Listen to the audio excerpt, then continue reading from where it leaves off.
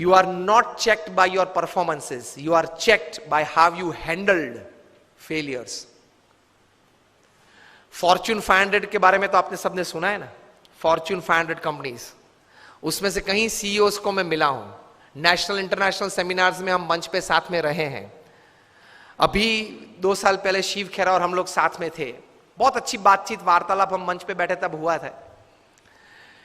बड़े बड़े सीईओज को मैंने पूछा है, मल्टीनेशनल कंपनीज के सीईओज को,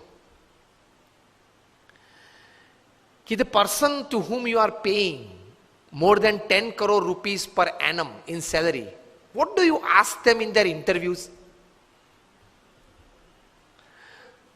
तो एक बड़े मल्टीनेशनल कंपनी के सीईओ ने मुझे पूछा था कि Swami, this is the first time I am asked this, कभी हमने ये नहीं सोचा था। मैंने बोला कि क्योंकि कई एग्जीक्यूटिव्स हैं, उनकी एनुअल तनख्वाह है 50 करोड़ 100 करोड़।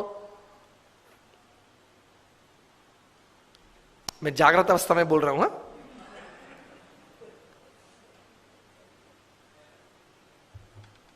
ये बहुत बड़ी सॉफ्टवेयर बनाने वाली कंपनी है,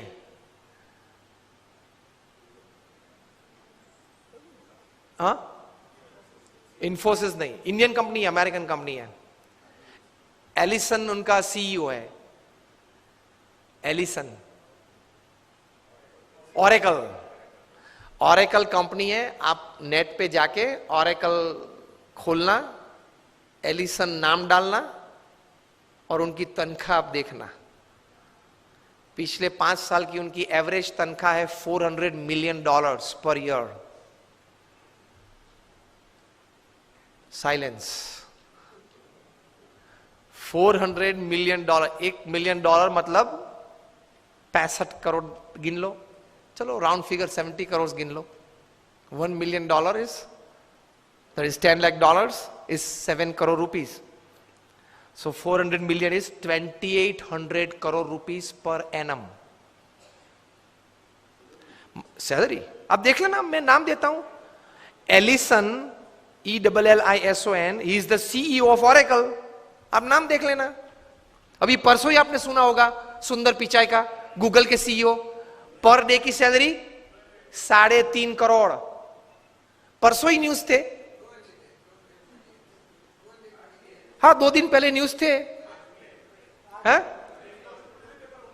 in the print media it is today, electronic media में 2 दिन पहले आ गए थे ब्रेकिंग न्यूज में। लास्ट ईयर फाइनेंशियल ईयर की पूरी सैलरी उनकी 1285 करोड़ थी,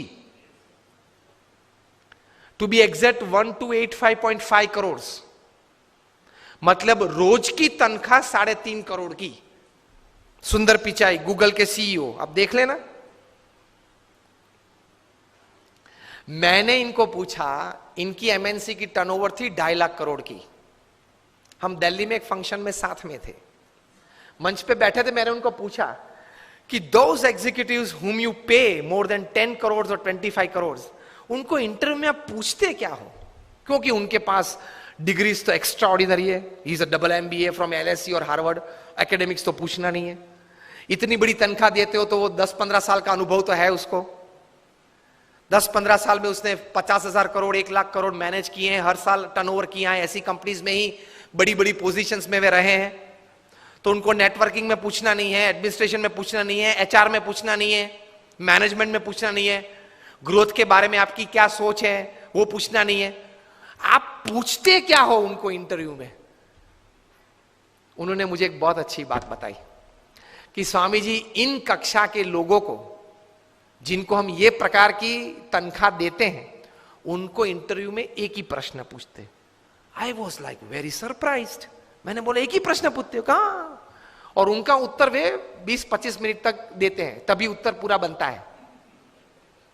that was more surprising. I said what do you ask?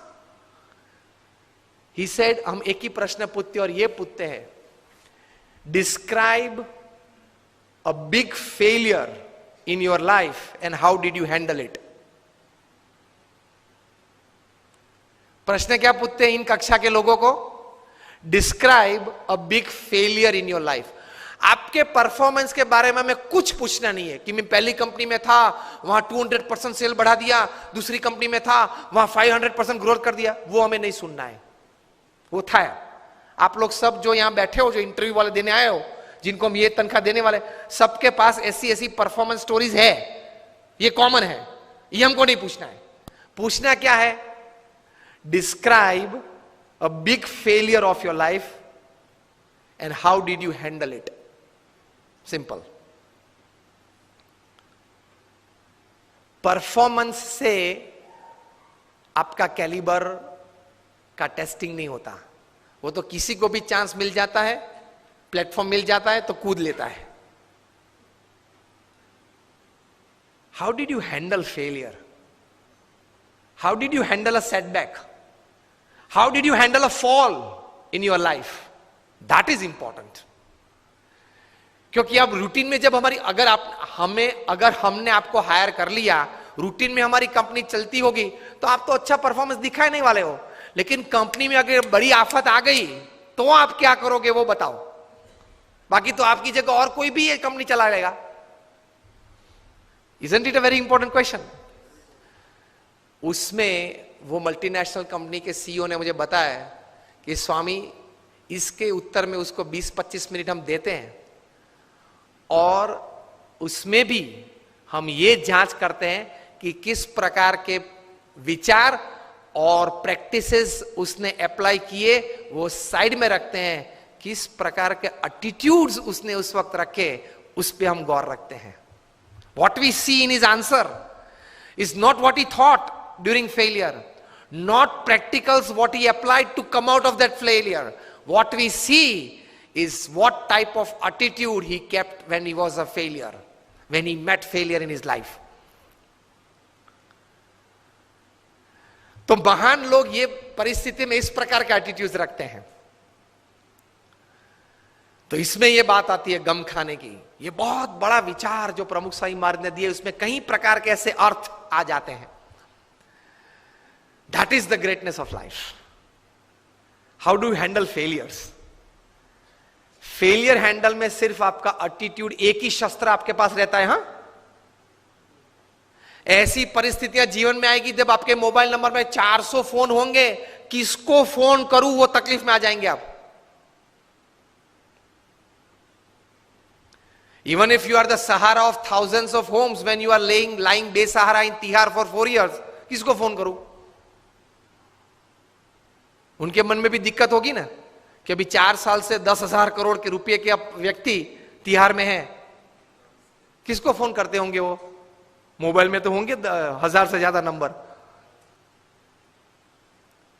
आपके सिटी के, बैंगलोर के किंग ऑफ द स्काईज जब भारत छोड़ना पड़ा, तब भारत का पासपोर्ट नहीं यूज कर पाए, डिप्लोमेटिक पासपोर्ट पे भाग गए ना। अभी वापस लाने की सब प्लानिंग चल रही है, आएंगे शायद, और अगर मुंह खोलेंगे बड़े बड़े तकलीफ में आने वाले हैं। तो फेलियर्स जब आते हैं तब एटीट्यूड्स किस प्रकार का रखते हैं, that is very important in life. Blame game चालू हो जाती है। तो यह व्यक्तिगत जीवन में है। तीसरा एक बात कार्य दृष्टि से, कि कर्म करना हमारा अधिकार है, फल पे हमारा अधिकार नहीं है। If there are 100 things which are in your control that you can effect the end result, there are 1000 factors which are not in your control which can negatively effect the end result. Yes और no? आपने बड़ा अच्छा धंधा चालू कर दिया लेकिन government की पॉलिसी बदल गई तो? आपने स्टैंड का धंधा चालू कर दिया और गवर्नमेंट ने कैप रख दी, क्या करेंगे? रख दी है, और कहीं कैप्स आने वाली है। मतलब there are thousands of factors which are not in your control which can actually effect the end result. इसलिए श्रीमद् भगवत गीता में भगवान श्री कृष्ण ने लिखा है कि you do your job in the best knowledge and the best practices that you have, and result Lord Krishna says I will decide.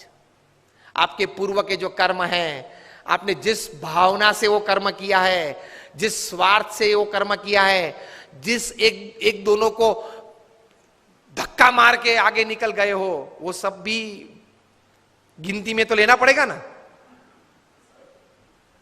वो सब वो हिसाब से फाइनल रिजल्ट आता है। अगर ये बात को समझ ले तो आप कभी डिप्रेशन में नहीं आओगे, कभी स्लीपिंग पिल की आप